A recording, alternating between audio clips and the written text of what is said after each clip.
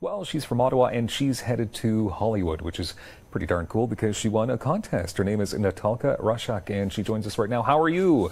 I'm pretty excited to be here, Dylan. How are you? I'm very good. Now, you're from Ottawa? I am. I live right downtown. Yeah, and you're an author. I am. I wrote a science fiction short story and sent it to a contest and I won. That's pretty cool. That's all we really need to say here. You want a trip to Hollywood? I did. Yeah. No, this contest is amazing. Okay, it's called Writers of the Future. Yeah. And also Illustrators of the Future. So there's one for illustrators too. Okay. And it's strictly for amateurs. So anyone can enter, young or old, student, octogenarian, it doesn't matter, right? It's free to enter, but you have to be an amateur, a new writer or a new illustrator. Okay, so can I ask you about that quickly then? Because so you're a new writer, but you've been writing for many years. I mean, this has been in your blood for quite some time, but this is the first time you really put together a piece and submitted it.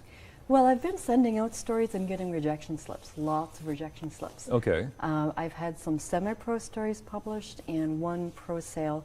The way they define a professional is you've sold more than one story. I think it's 3 stories that you have to sell in a professional market, so that means paying a certain amount and a certain amount of people read it.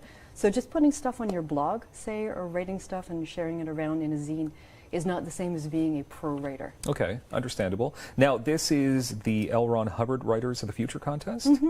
Quickly, L. Ron Hubbard, people know that name. Can you give us a bit of a bio on this guy? Sure. So L. Ron Hubbard was one of the more prolific writers of what's called the golden age of science fiction. Right, so in the 30s and 40s, there were a lot of pulp magazines, and he was a prolific writer.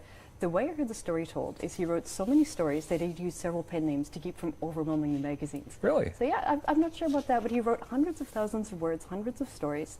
And in the 1980s, you know, he's a very established writer by this time, he set up this contest. He funded it, and the goal of the contest is to find and publicize and encourage and develop new writers and new illustrators. Okay, and it's been happening now for 34 years, and he's done just that. So there's been 392 winners, 4,000 stories have been published, so now you're one of the stories, you're one of the winners. Yes. So how did it come to be? Did you submit your stuff in the hopes of being chosen, obviously? I kind of send it in because why not, right? So it's free to enter, and it's quarterly, so you can kind of enter just about any time. I had a friend from university way back when who won Writers of the Future many years ago. He was published in volume 19, and that's how I heard about the contest. Today he's actually a successful science fiction writer. His name is Ken Liu. He's internationally known. He's won science fiction awards, so I heard about it from kind of one of its successes. So when I had a story that I thought was really good, I'd had it rejected by a few other magazines and gotten some feedback and made it a little better each time. I thought, why not? The story's called A Bitter Thing? A Bitter Thing, and it is a science fiction love story. Okay.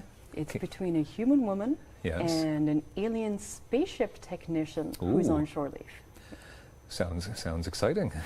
It's a little bit different. Yeah, you don't want to give us too much, though. You don't want to give away like the whole.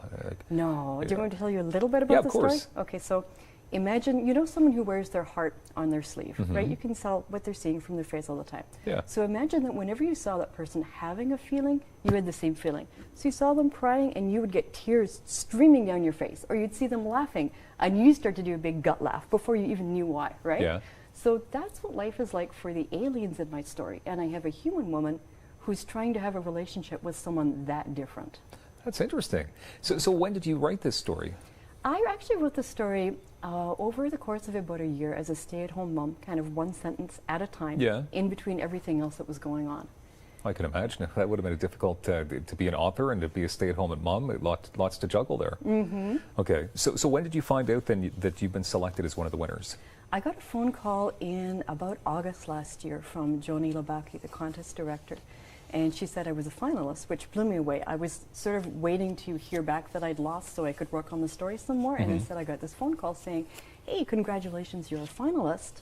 Wow. And then another one saying, hey, you've won. You're going to be going to Hollywood.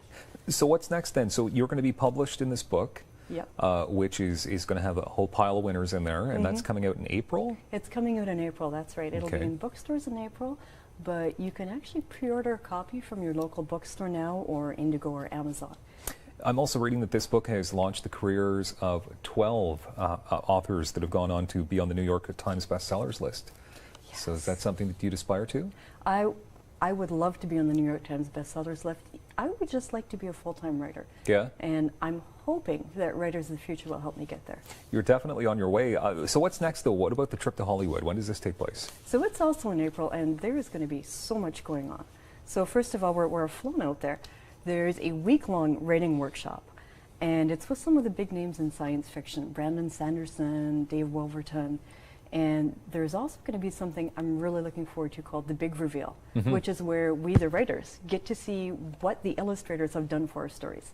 So I've never had someone do a professional quality illustration of something that I wrote. That's really exciting. That's very exciting. So you have no idea what the illustration is going to look like at this point? No idea. Yeah, it's in the preprint I got, it's just this blank gray rectangle, so we'll see. Are you also afraid you're going to hate it? No, I know I'm going to love it, no matter what. I will definitely love it, yeah. Okay, I just find this all interesting and exciting as well, that you've been, you're writing and honestly, you've been rejected a couple of times and you just said, you know what, it doesn't matter, I love what I'm doing, I believe in it, you submitted this, and now you're going to be in this incredible publication. Yeah, I'm very excited. And the trip to Hollywood and everything. Yeah. So that goes to show those people, eh?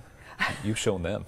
Actually, the rejections were one of the best parts. I got an excellent rejection from a science fiction magazine that helped me make the story much better. If I hadn't had it rejected, I don't think I would have won the contest. Constructive criticism, positive attitude. Thank you very much for being here today, and we definitely look forward to this publication coming out in April. Thank you so much. Congratulations. Thank you. We've got more Daytime coming up next right here on Rogers TV.